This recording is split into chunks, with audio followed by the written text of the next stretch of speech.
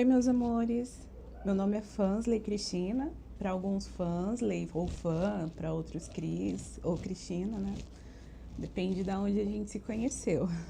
E hoje é o meu aniversário. Na verdade, hoje não, porque a gente está gravando no domingo, meu aniversário vai ser na quarta. Mas está chegando o meu aniversário, né? Eu tô aqui junto com os meus amigos, o Ricardo e o Vitor, porque eu resolvi aproveitar esse momento que tem a ver com ciclos, com mudanças, para contar um pouco da minha história de vida e para lançar um podcast, que no final eu vou falar um pouquinho mais de como vai ser esse podcast, qual o formato que ele vai ter e a dinâmica que a gente vai fazer para trabalhar nele, né? Vou começar apresentando os meninos, o Ricardo, a gente já se conhece há 10 anos, né? 10 anos. A gente se conheceu no trabalho, quando a gente trabalhava no telemarketing, na Contex, acho que em 2012 mesmo, tem realmente uns 10 anos. A gente se conheceu de uma forma bem espontânea, né? Sim. Tinha outros amigos lá, né? No nosso setor de... E o Vitor, que eu conheci através do Ricardo, né? Que aí a gente se conhece já tem uns 3, 4 anos, mas a intimidade... 5 anos. 5 anos. A intimidade que a gente tem, a conexão também é muito boa. E bastante importante nessa trajetória, nessa longa estrada da vida. Então, bora lá. Vou começar me apresentando, contando a minha história, né? Sobre a minha vida. Eu venho de uma família bastante humilde, né? Pobre. De origens bem humildes mesmo. Mas que sempre foi muito unida. Eu sempre aprendi valores muito importantes com os meus pais, né?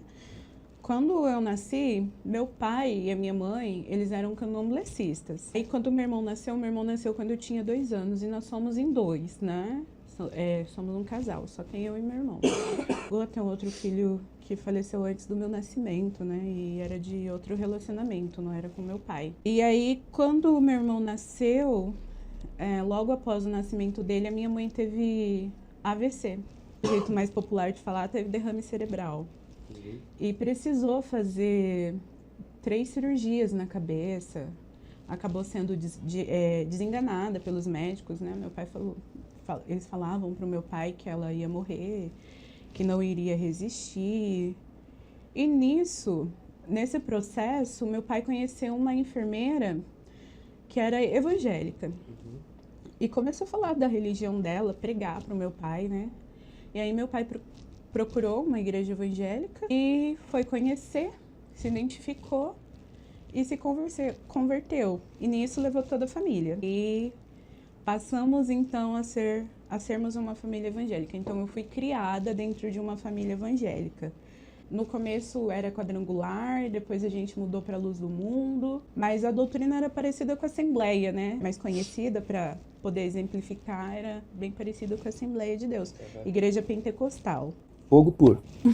Do manto. E aí, eu cresci dentro da igreja, eu era uma pessoa bastante ativa dentro da igreja, né? Participava do grupo de louvor, tocava bem mal, mas tocava.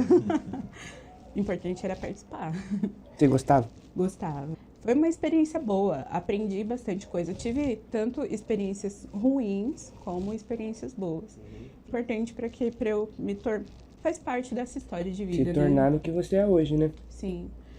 E cuidei do Ministério Infantil na igreja também, era líder. Já cheguei a pregar também na igreja. Pregadora. Só que tudo aquilo não fazia muito sentido pra mim. Eu lembro que eu era o pior tipo de crente que existia. Era aquela pessoa que condenava todo mundo pro inferno mesmo. Eu lembro que os meus amigos, né, a Carol, que é uma amiga minha de infância, Carol era uma pessoa que tinha até receio em falar sobre certas coisas comigo da vida dela, porque ela sabia que eu condenaria. Ia falar que ela iria pro inferno, né, e tal. Eu era terrível. Era o tipo de pessoa que passava do lado de uma encruzilhada e via algum trabalho, assim... Repreendido em nome de Jesus. Eu era essa pessoa.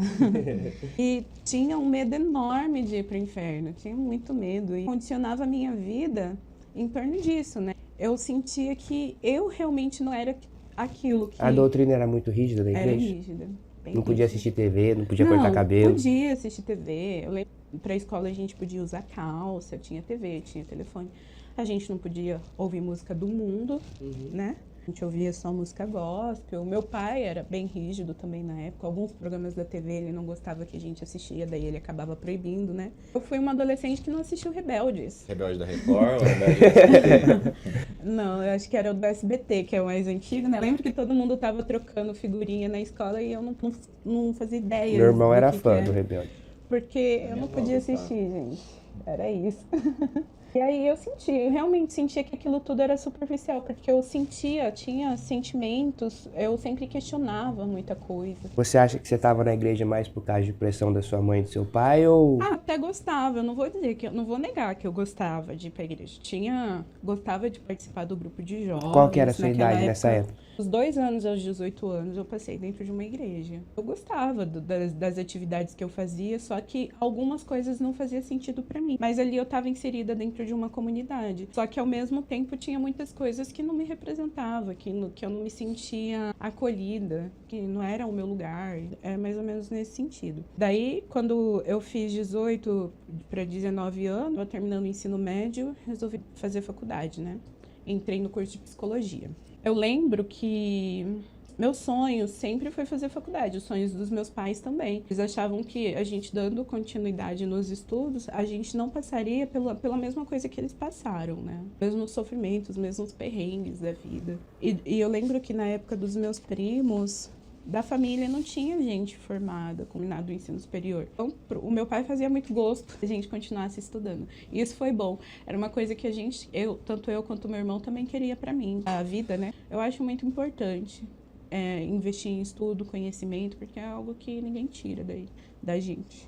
Eu lembro que nesse período, quando eu decidi fazer faculdade, eu cheguei pra minha líder jovem, aquela empolgação, fazer faculdade de psicologia. Contei pra ela. Lembro que ela falou assim pra mim: você tem certeza disso? Eu acho muito cedo, é uma faculdade complexa, pode te afastar dos caminhos do Senhor, me desmotivando. Errada ela não tava, porque realmente acabei me afastando da doutrina que tinha na igreja, né? Porque daí eu comecei a olhar por cima do muro da religião, daquela alienação, porque pra mim, de certa forma, rolava uma certa alienação até.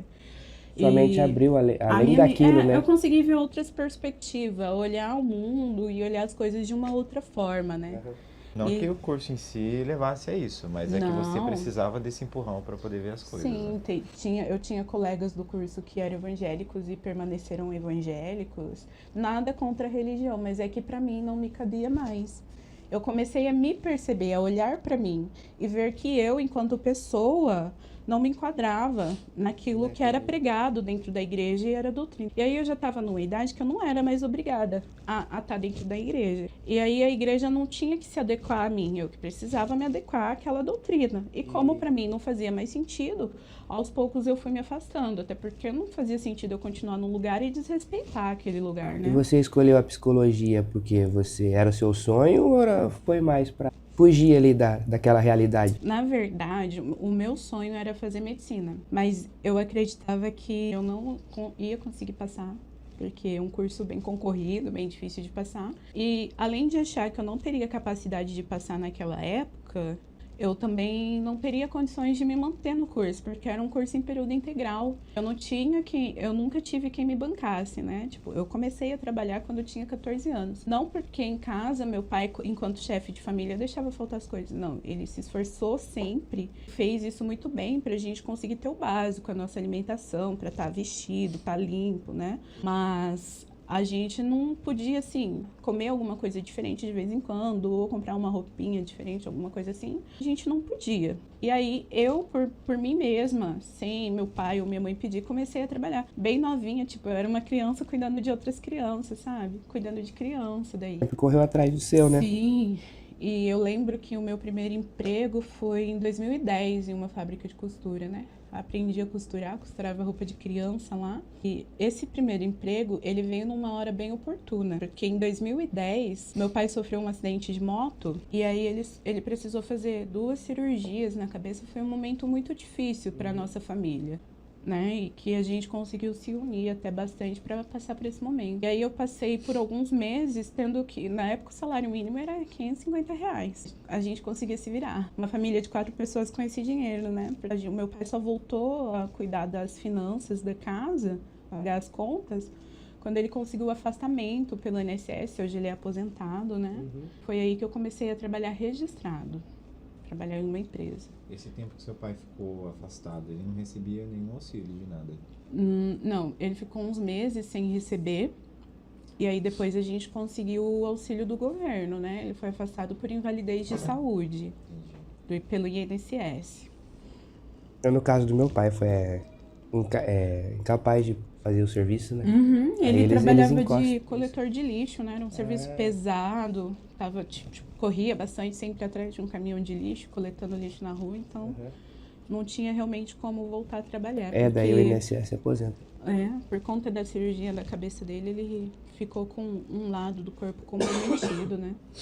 Você falou que eles ganhavam muita coisa, então isso ajudava muito, né? Em algumas A época do Natal era muito feliz pra mim, né? Porque uma criança com um monte de doce, porque os coletores de lixo nessas épocas, as pessoas ajudavam, davam caixinha e mercado, padaria, essas coisas davam muita coisa.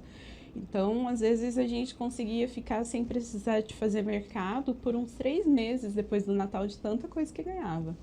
Aí a gente vê que tem muita gente boa no mundo, né? Sim, tem bastante gente que ajuda o próximo. Bastante. E era muito legal pra mim.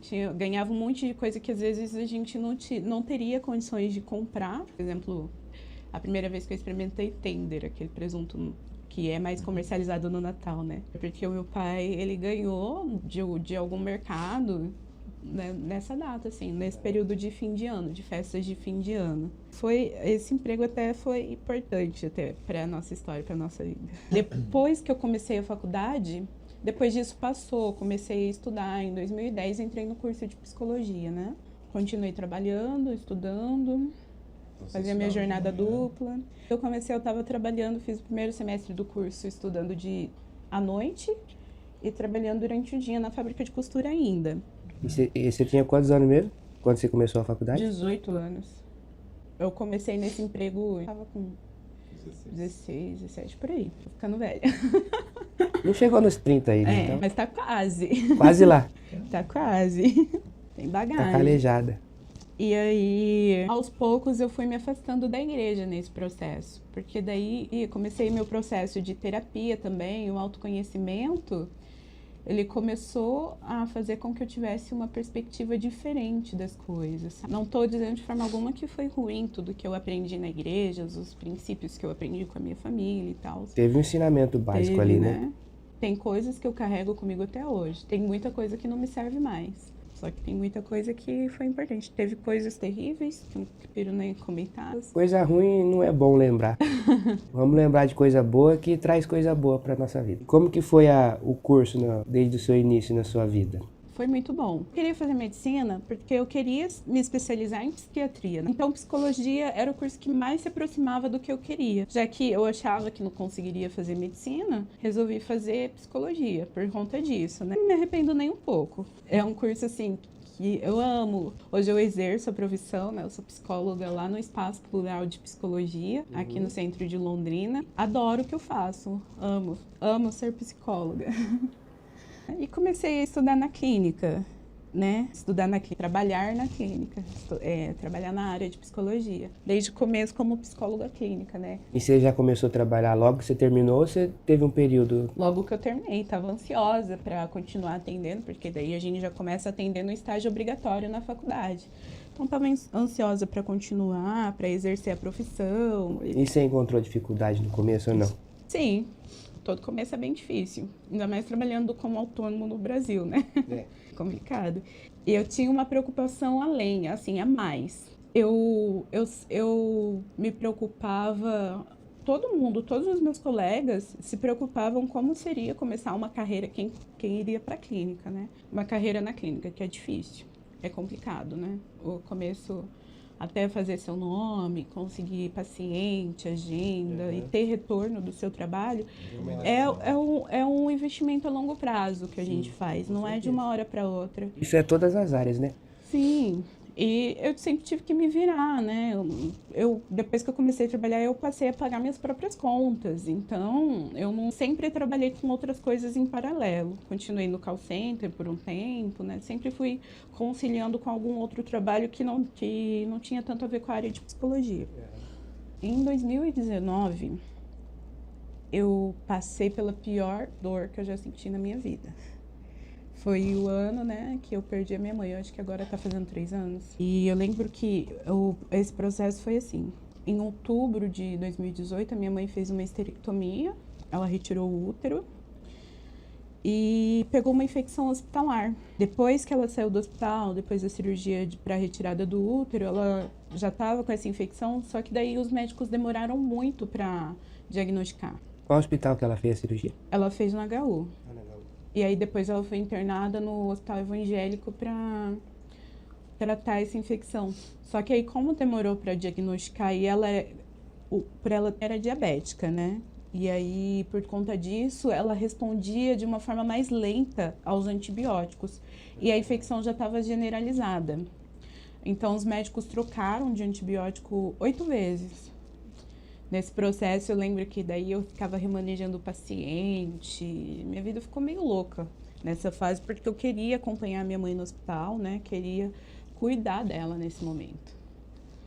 Queria estar do lado dela, porque foi um momento bem, bem difícil. Mas o importante é que, assim, eu tive bastante gente que me apoiou nesse processo. O Ricardo estava comigo nesse processo, né? Mas eu não estive tão presente, né, do seu lado fisicamente, mas a gente sempre se comunicou nesse período, né? O André também, que é meu amigo também. Hoje em dia a gente não se fala bastante, mas nessa fase ele foi bem importante na minha história. A gente me apoiou bastante nessa fase.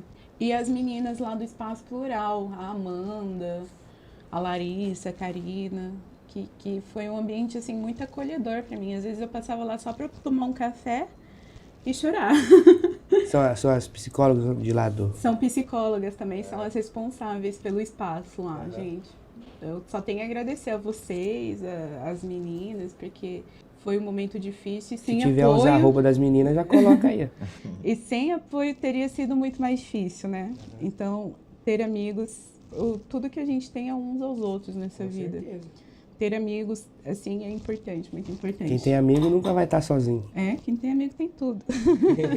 E aí eu lembro que teve um dia que eu e meu irmão foi visitar a minha mãe e o médico veio conversar com a gente e falou assim: olha, a gente não vai fazer mais nada invasivo, a gente vai cuidar só do bem-estar dela, vamos transferir para um outro quarto. Acho que daí já era CTI, né? Que ela estava na UTI.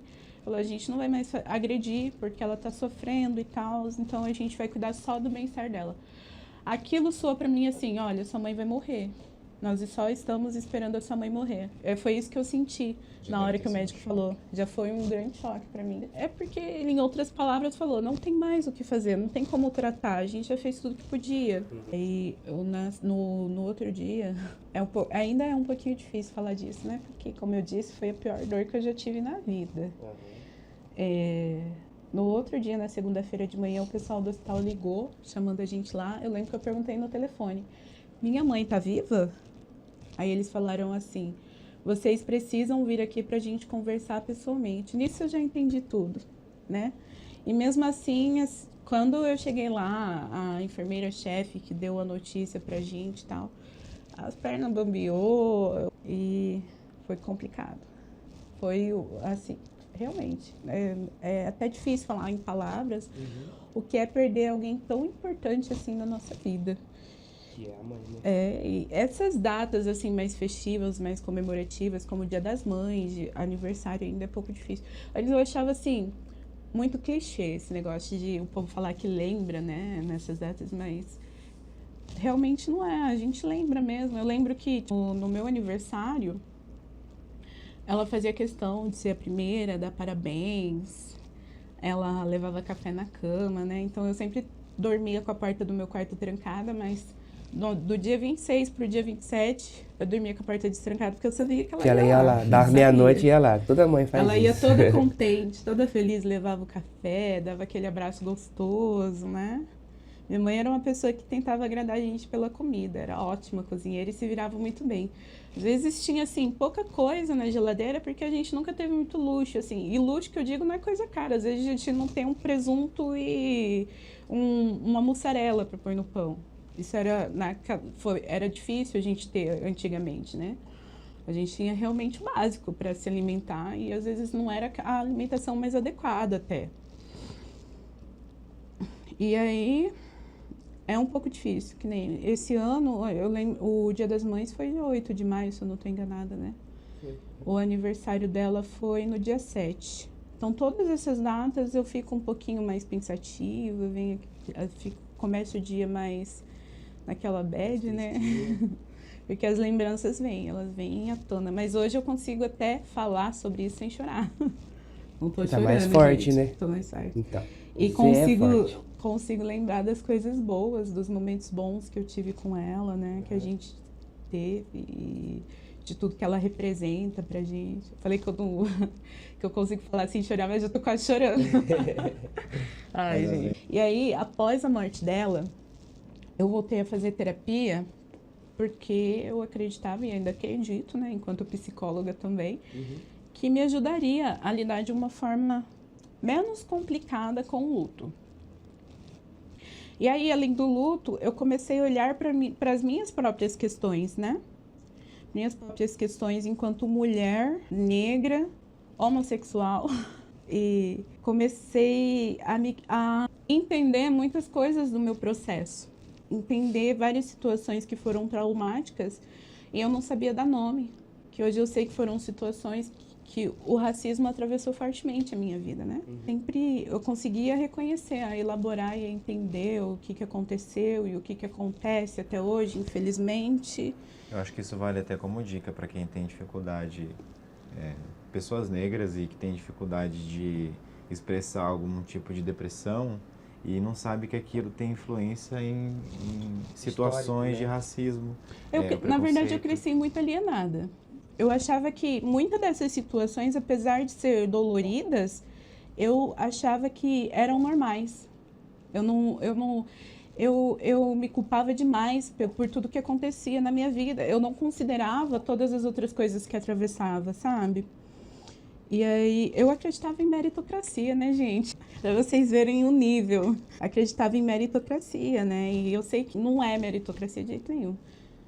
Foram vários sofrimentos atravessando a mim.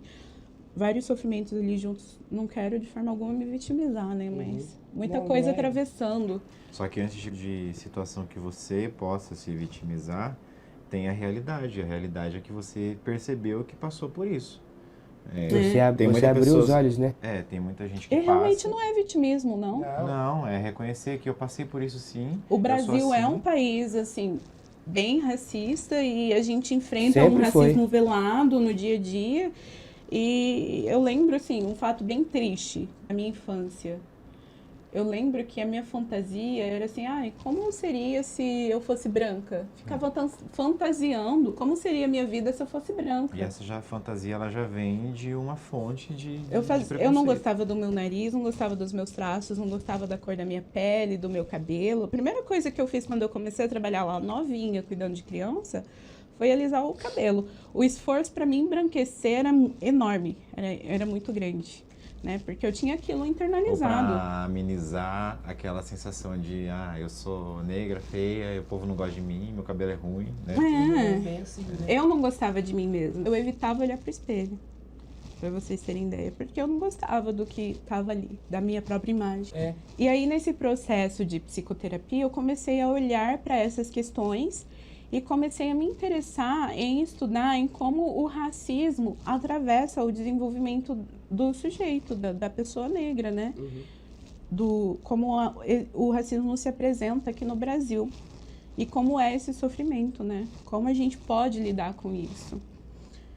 Tanto enquanto mulher negra, como psicóloga. Queria entender, aí comecei a me interessar. Foi um processo difícil de estudar, porque falava muito de mim mesma. Eu me vi em tudo aquilo que eu estava estudando, sempre me vi. Comecei a me identificar com muita coisa. E não é fácil. assim, às vezes não é fácil você reconhecer e saber dar nome que o que você passou foi um preconceito, foi racismo, né? Então, foi um processo meio longo e, ao mesmo tempo, um pouco doloroso, só que hoje está sendo muito satisfatório para mim. Eu consigo olhar já com orgulho para a pessoa que eu estou me tornando agora, sabe? E aí, estudando sobre isso, comecei a estudar sobre a cultura afro-brasileira.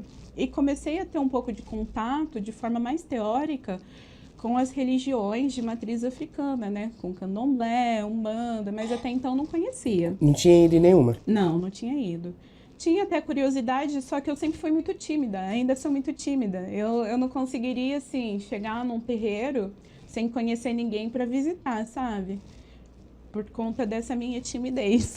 Você disse que seu pai e sua mãe, eles eram quando você nasceu. Sim. Eles falavam pra você sobre? Falavam, mas só que o meu pai, ele tinha um olhar assim, que endemonizava a religião, né? O típico do pentecostal, né? Exu era o diabo, e o candomblé nem acredita em diabo. Nem existe, né? A gente não acredita no inferno, né? E aí, assim, eu cresci com essa visão. Eu mesma endemonizei muito a religião. Não conhecia e atacava. Era isso.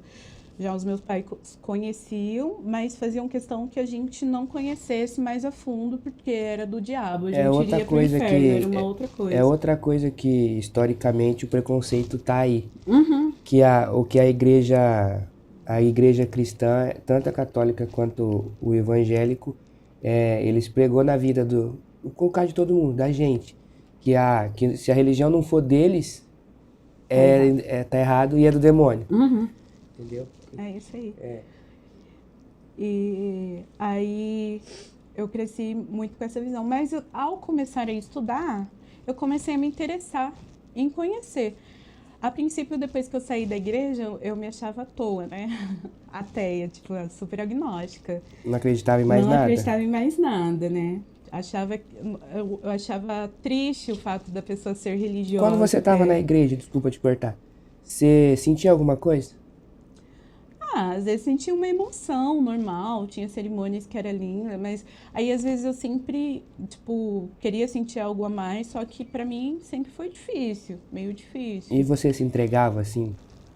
Tentava. Espiritualmente você se entregava pra querer eu me esforçava, ter essa resposta? Já que eu tava lá, eu me esforçava pra sentir tudo que era possível sentir, pra experienciar de 100% aquilo. Mas como eu disse antes, eu não me identificava com muita coisa eu questionava. Então não tinha como eu me entregar para algo que eu tinha dúvida, né? Assim, logo depois continuando, né, esses estudos, enquanto eu estava nesse processo, estava em terapia, estava estudando sobre a cultura afro-brasileira, sobre a minha ancestralidade, né? Eu conheci a Mara, que é minha ex. Hoje ela é minha irmã de santo. E aí ela é, né, candomblecista.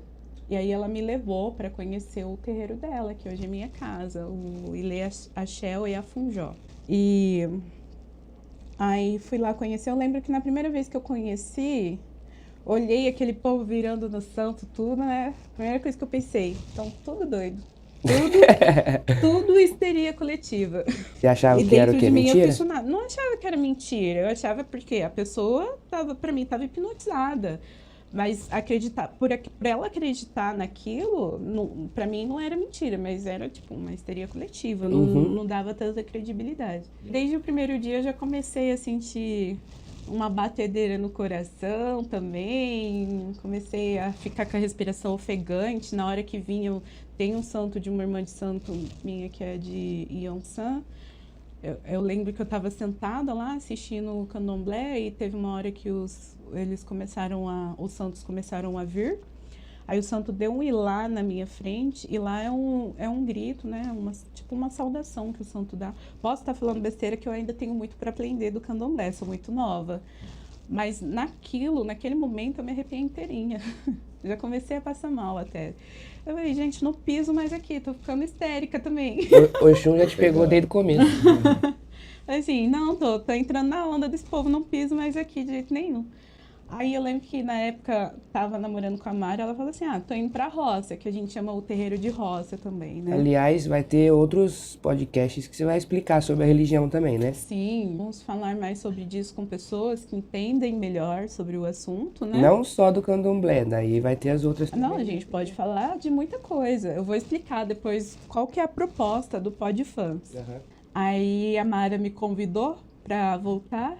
Eu não pensei 2 vezes. Um negócio meio louco, porque ao mesmo tempo que logicamente eu achava melhor não voltar, eu tinha um desejo muito grande de estar lá. E voltei. E cá estou, frequentando o candomblé, nascida pro orixá até hoje, né?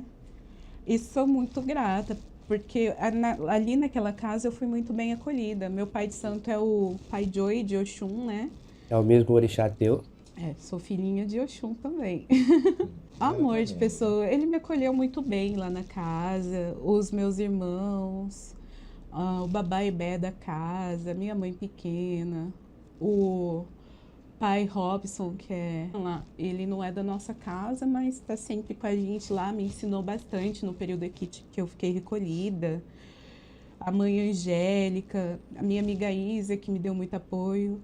Inclusive, gente, a Isa, ela é escritora, lançou um livro recentemente, o Cianureto. E um livro muito bom, de poesia, de poemas, né?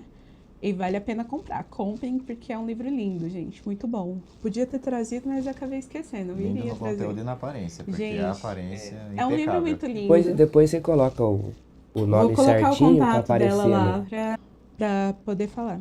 Daí continuei frequentando. Em dezembro, final de novembro para o começo de dezembro, eu me recolhi para a feitura.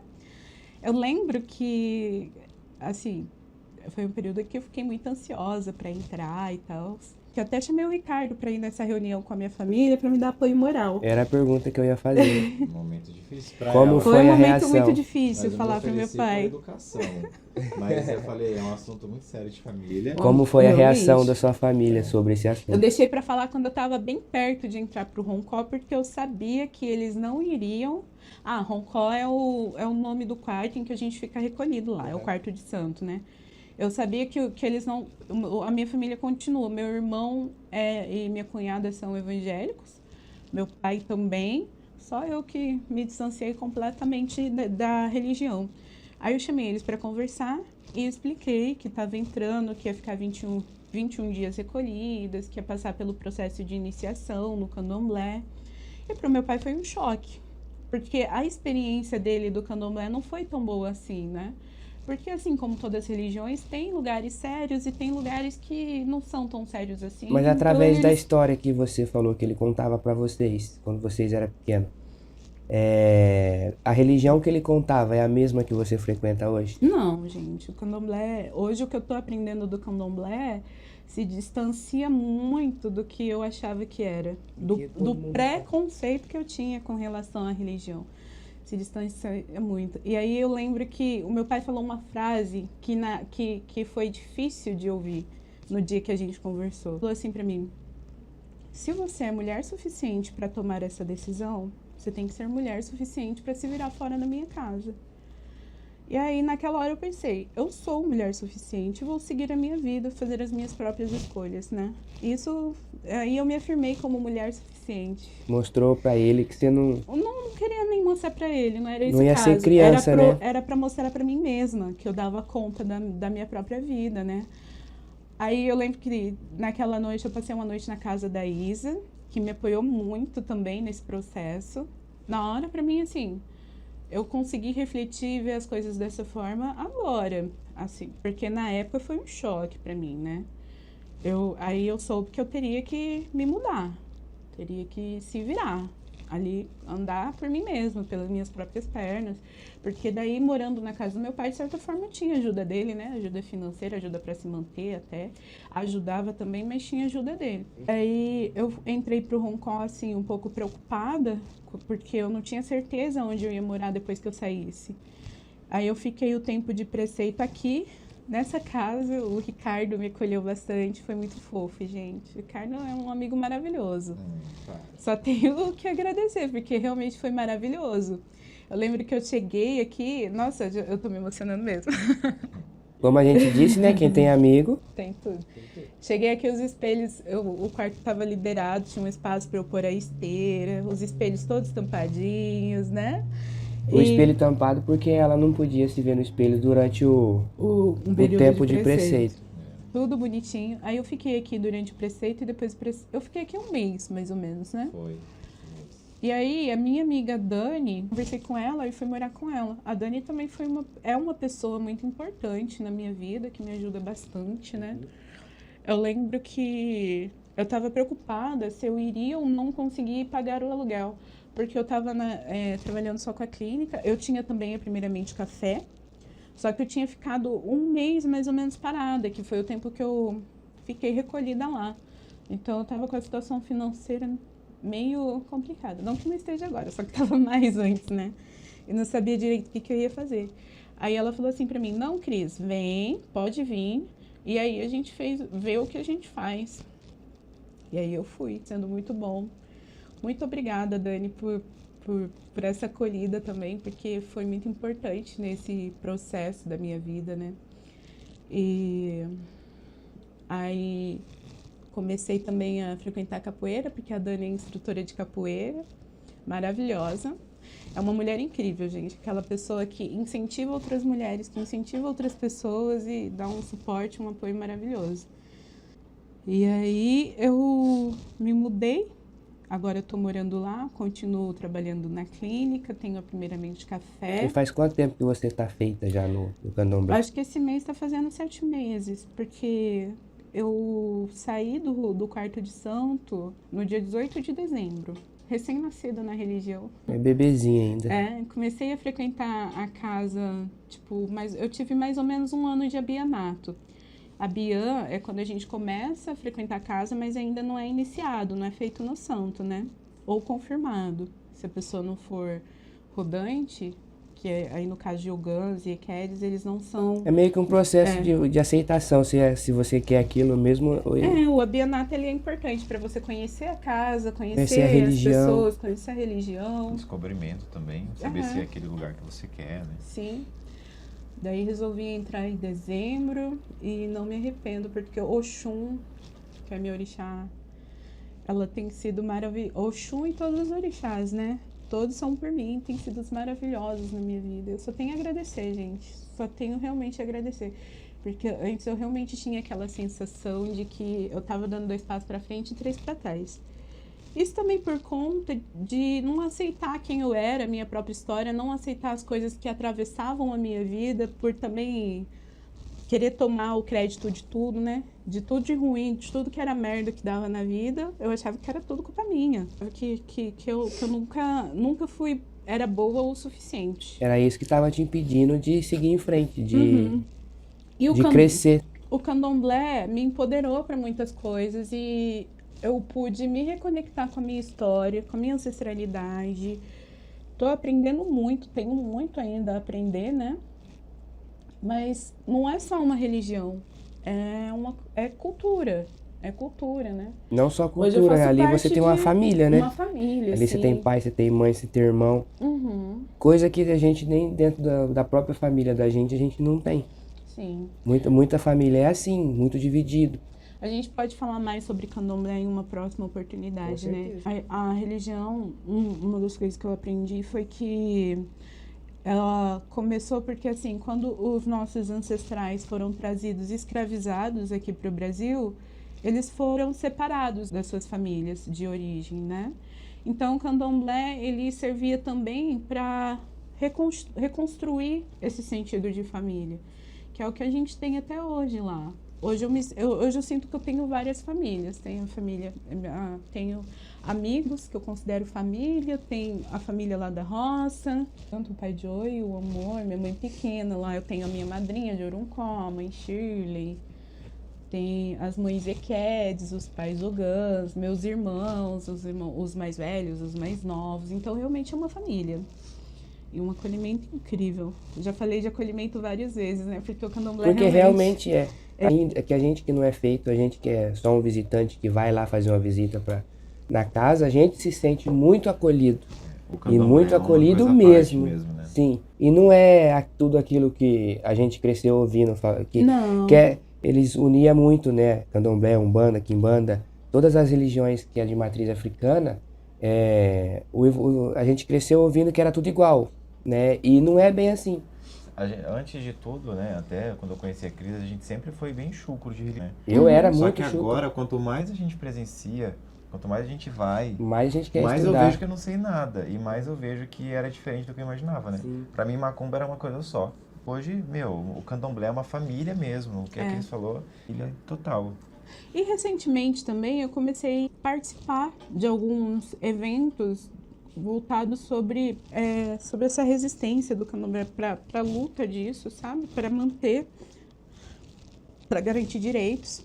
Você foi para Minas esses tempos atrás, não foi? Teve um evento lá, o EBE, e foi um evento maravilhoso que eu tive a oportunidade de conhecer pessoas incríveis e voltei com várias ideias para começar. Então, o candomblé também me mostrou um rumo, um caminho do que, tipo assim, hoje eu não tenho certeza do que eu quero fazer para a vida agora, ainda, mas já tenho uma ideia pelo caminho que eu quero começar a partir de agora.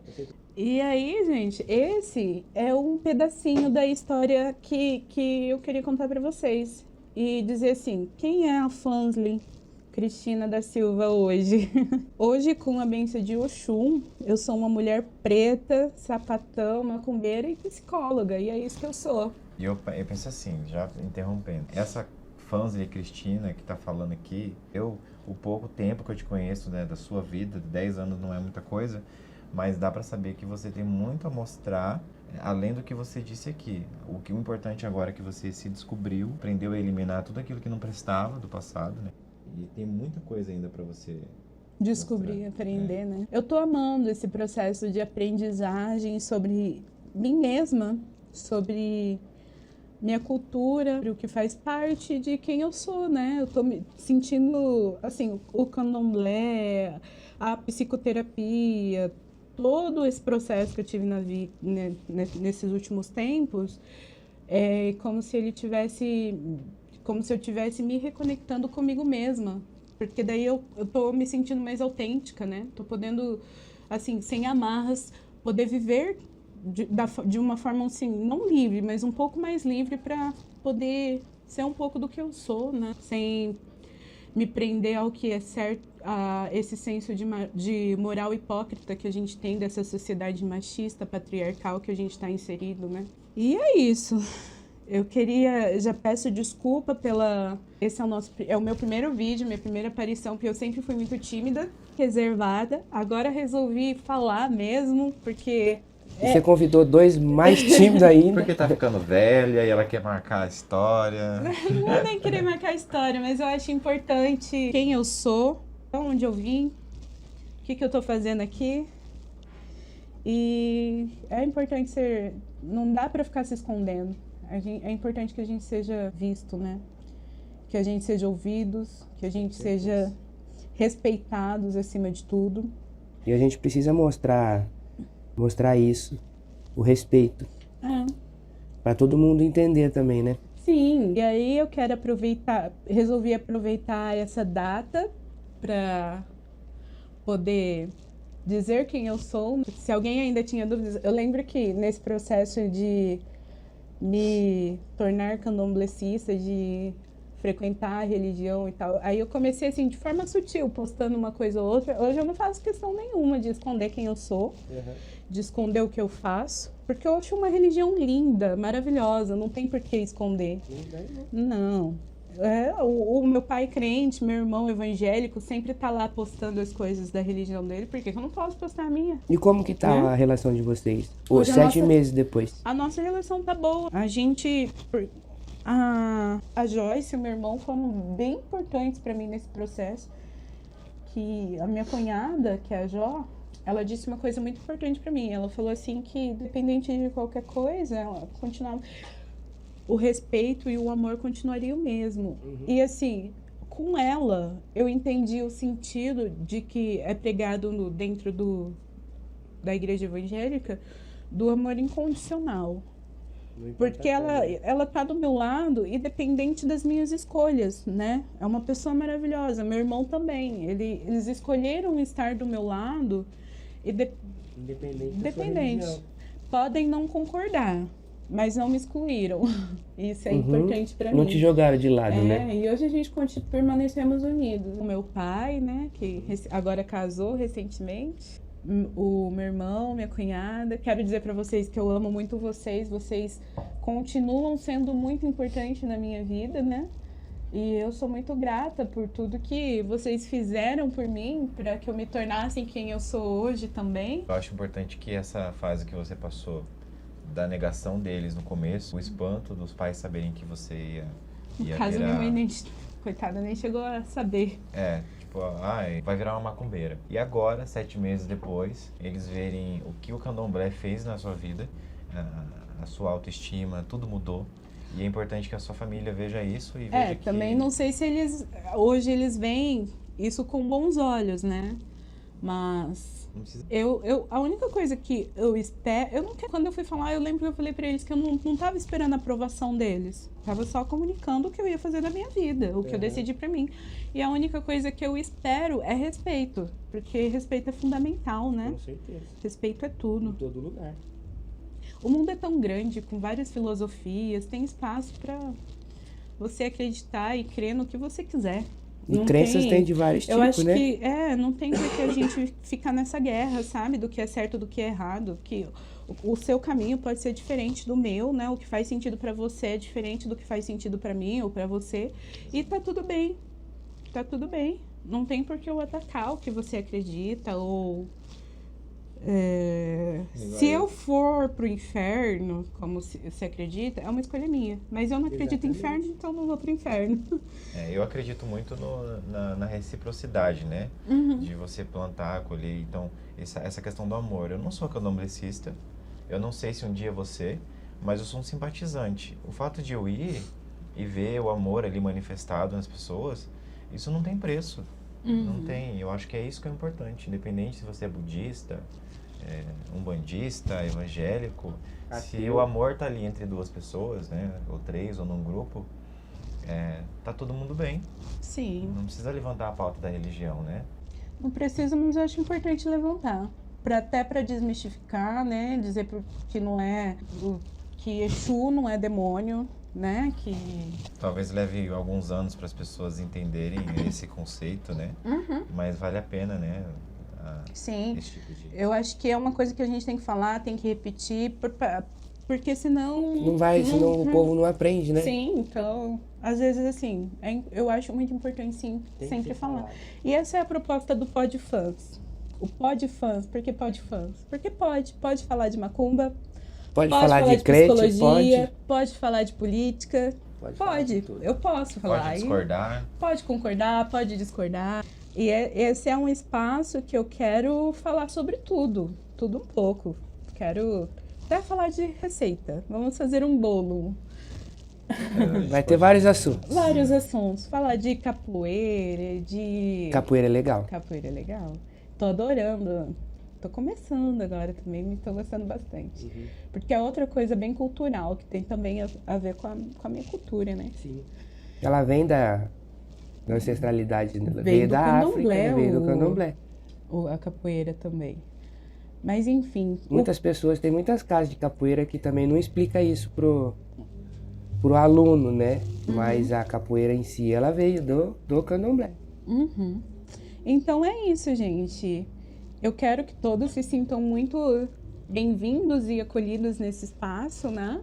Que é direcionado para poder falar sobre tudo um pouco. E para a gente poder se sentir à vontade e discutir de uma forma assim, leve também, descontraída, sobre vários assuntos que são importantes de ser falados. Né? Que a gente precisa. Tem conhecimento que é muito bom a gente reproduzir. Com certeza. Até porque se for importante pra gente saber, pode ser importante para outra pessoa também saber, né? E aí esse momento é para comemorar o PodFans, o nascimento do PodFans e os 29 que eu já vivi, né? Então tem até bolo, vou mostrar um bolo para vocês, tá né? Novinha ainda. Será que vai mostrar bem? Depois eu posto foto também nas redes sociais do bolo, ó. Tem O bolo tá escrito sincero. aqui. Último aniversário nesse governo de merda. Não, dessa merda de governo. A ordem Eu dos espero que fatores seja. até está. Não. Olha que aqui a gente não tá falando sobre opinião política, né? Oi? A gente tá falando um pouco de opinião política, mas mesmo discordando com... Não vai comer o bolo mesmo assim, tá? É. E aí é sucesso. Eu espero muito que toda essa ideia dê tudo certo. Vai que dar a gente certo. possa crescer, né, através desse canal, aprender bastante. Mas, em todo caso, se der merda, a gente apaga tudo e finge demência. Então aproveita e assiste o vídeo, vai que ela desiste, apaga tudo. Se ela desistir, não é quebra a cara dela. Então, tá oficialmente Lançado. lançado Pod Fãs. Pod Fãs. E é isso aí, gente.